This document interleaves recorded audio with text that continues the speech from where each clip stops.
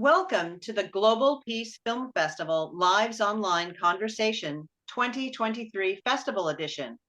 Please join me, Kelly Devine, the Artistic Director, and Nina Strike, the Founder and Festival Director, in conversation with John Graff, the filmmaker behind the film Stewart Udall, The Politics of Beauty.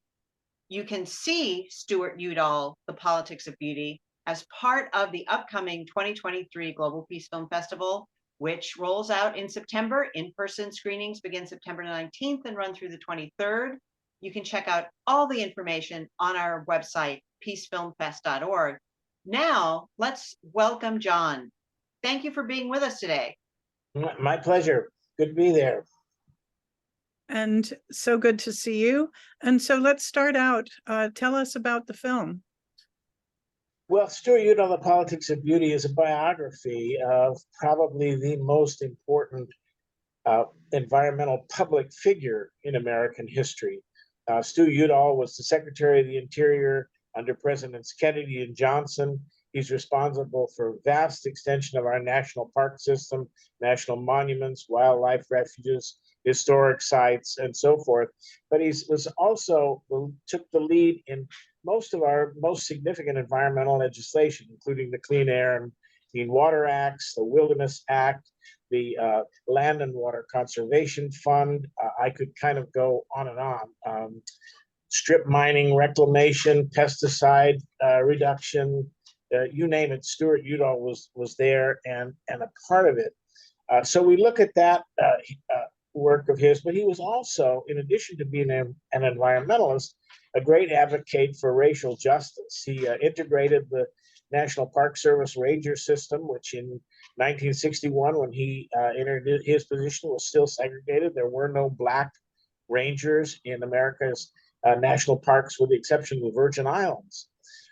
He did many things along those lines, and later in life, I think distinguished himself by working for 10 years without pay to try to win compensation for victims of nuclear fallout from bomb tests, and for the Navajo and other uranium miners who had dug the uranium to build the bombs. This is particularly relevant now because it's so connected to the film Oppenheimer, which is popular today. And Stewart was one of the first to recognize what the real impact was of the bomb and the testing.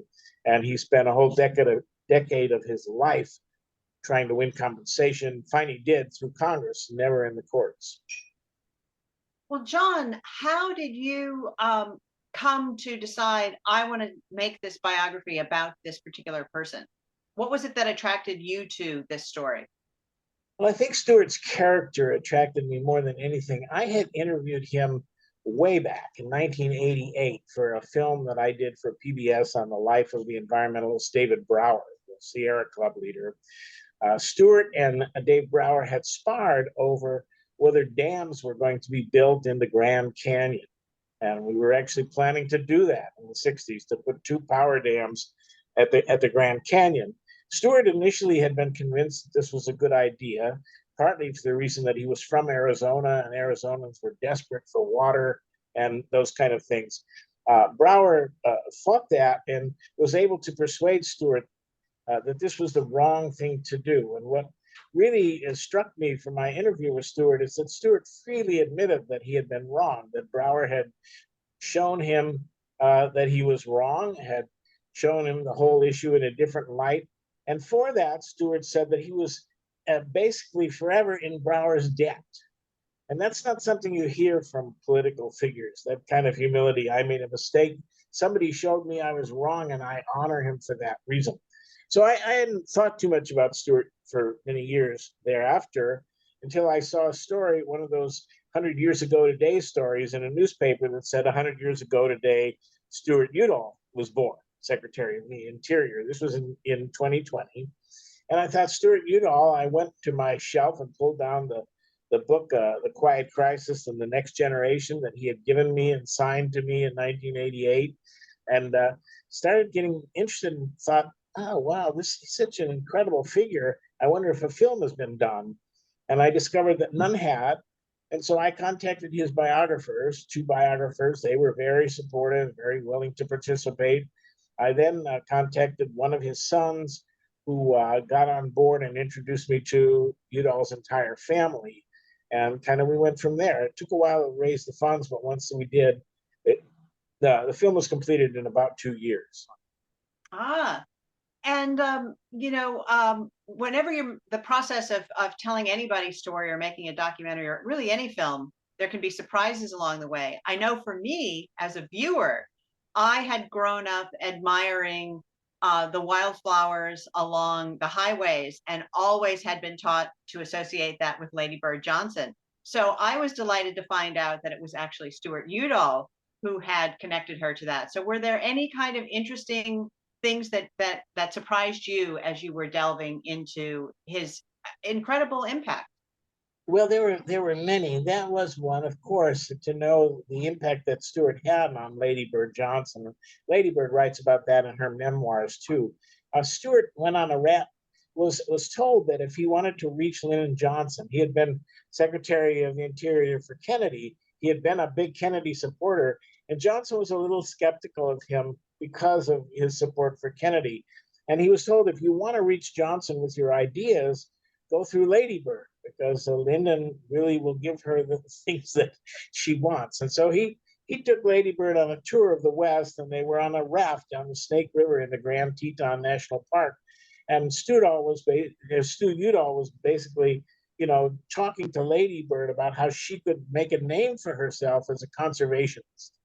And she was already interested, and she bought that. And she writes later that Stu was an excellent salesman, and he convinced me that this was for me.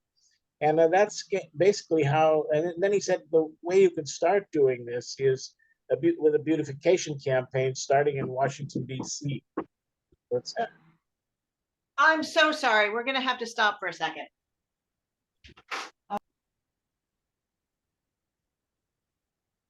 Okay.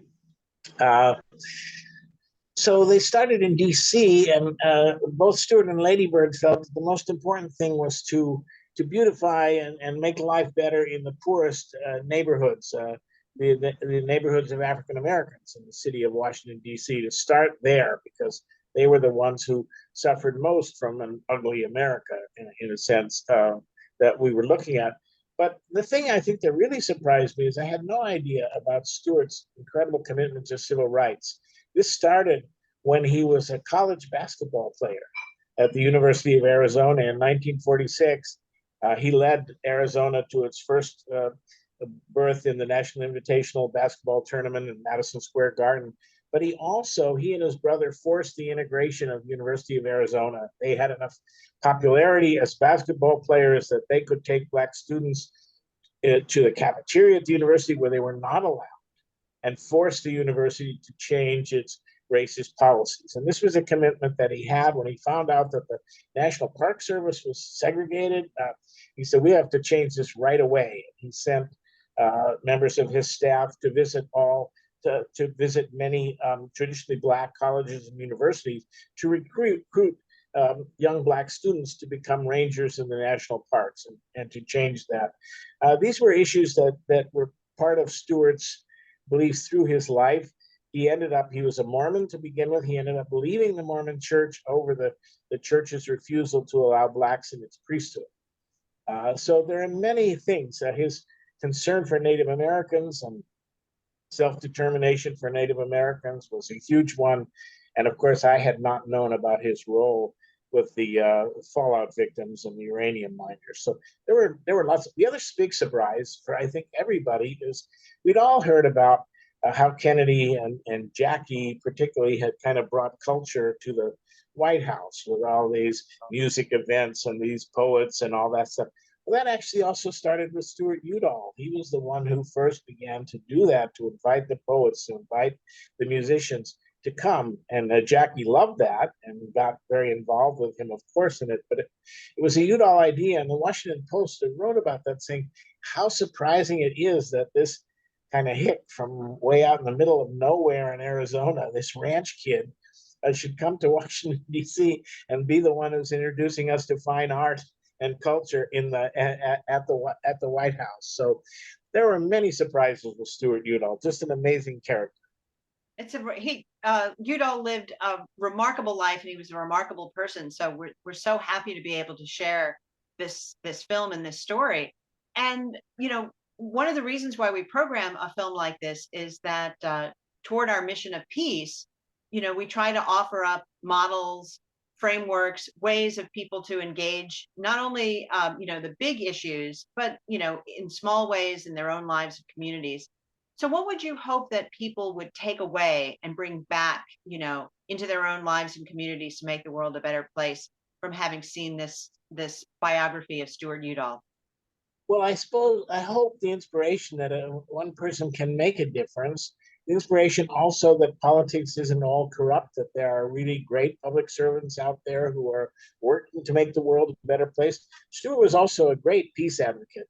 He actually was the first member of the US cabinet to ever travel to the Soviet Union, where he met with Premier Nikita Khrushchev and talking to him about ending the arms race and reducing nuclear weapons. Many factors like this. I think the other thing is Stewart's ability to get along. He was quite a committed liberal Democrat, but he was very able to get along well with Republicans. And his strongest supporter during the 60s was a Republican congressman named John Saylor. His biggest detractor was a Democratic congressman named Wayne Aspinall. And it was Wayne that Stewart had to pull across to get things like the Wilderness Bill passed, which the Wild and Scenic Rivers Act, which was a big one, the National Trails Act. All of these were bills that John Saylor, the Republican, was pushing, and the Democrat. So Stewart also had to fight the Southern Democrats because they didn't like his pro-civil rights positions. And so Stewart was able to work across the line. He counted people who were his political opposite, really, like Barry Goldwater, as close friends, and they remained friends through the whole time. That's another lesson, that we can disagree with each other without becoming enemies. And this whole thing that's happened to this country in the last 6 years or so, where we're starting to see the people we disagree with, not just as somebody we disagree with, but as somebody who's somehow evil, who has bad motives and stuff. This has to stop. And Stewart Udall, I think, is a great example of this. I have a former Republican senator, Gordon Smith of Oregon, in the film, and he talks very much about this and how Stewart really made things nonpartisan and was able to convince people across the line to come along with these things that we now take for granted. I mean, even like the Grand Canyon dams. I mean, no one would now think that we should have put dams in the Grand Canyon. That would just be unheard of. I can't imagine you could find 5% of the population that would say that. But in those days, the majority wanted to do it. And Stewart actually had to fight his own president and other people to change that. So the other thing is there's been enormous change, which young people feel like nothing changes. They feel like our whole history now has been one of oppression and so forth. And they feel like politics has always been corrupt and nothing changes. And so I ask people watching the film, look at the pictures, look at the still photographs, and tell me what's missing in the still photographs. And nobody really usually comes up with it. And I said, do you see any women in these photos? No. All the political figures at that time, everybody, with the exception of the first ladies in the film, were male. And you see this and you say that that's not the case anymore. I think we need more women in office, but compared to the 1960s, we actually have come a long ways. And same thing with race. Again, we're not where we need to be, but to pretend that no change has ever happened and to become depressed and cynical because of that is a big mistake. And that's a mistake I want this film to point out.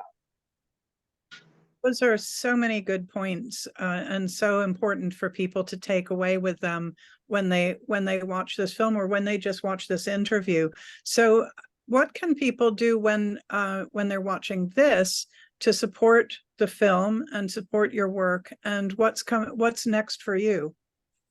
Okay, good question. Well, they can certainly encourage other people to see the film. The film is available from Bullfrog Films, and probably will be in many public libraries as a DVD that people can take out. A lot of people think that DVDs aren't much in use anymore, but there's a lot of evidence that that's not true.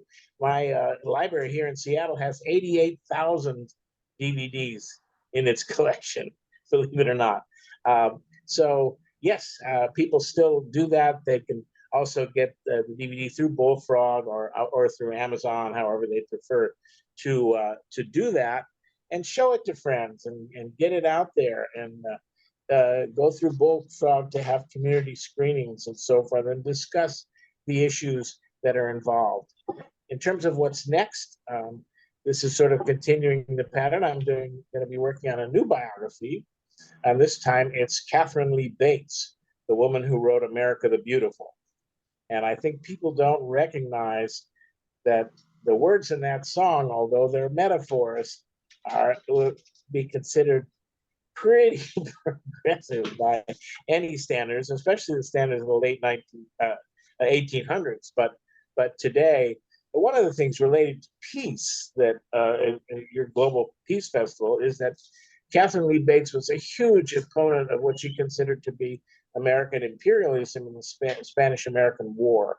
She even went to Spain and was a correspondent for the New York Times, reporting about what was happening to people in Spain during that and the suffering that that war caused for them.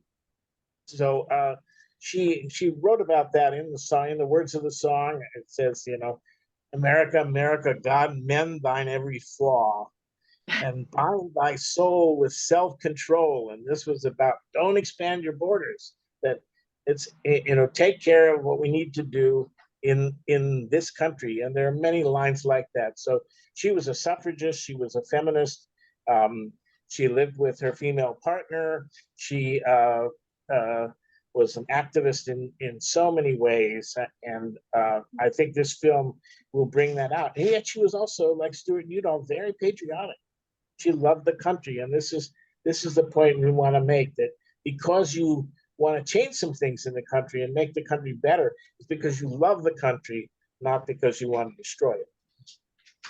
I think that's an amazing way to end this interview, because I agree wholeheartedly with that, wanting this country to live up to its ideals, you know, working on different issues doesn't mean that you hate this country at all. It means you love it. So thank you for that closing idea. And thank you for anyone who's watched this interview. I would recommend that if you want to learn more about Stewart Udall, The Politics of Beauty, that you could go to stewartudallfilm.org to learn more. But as John also mentioned, you can also visit Bullfrog Film's website. That is his educational distributor, in case you want to organize a community screening or suggest that your library or other learning institution invest in this really wonderful film. And if you want to find out how you can see the film at the upcoming 2023 Global Peace Film Festival, please go to peacefilmfest.org to get all the information. Our in-person screenings begin September 19th, running through September 23rd, and our virtual screenings begin September 25th, running through October 1st. Thank you, and we'll see you at the next Globe. Thank you.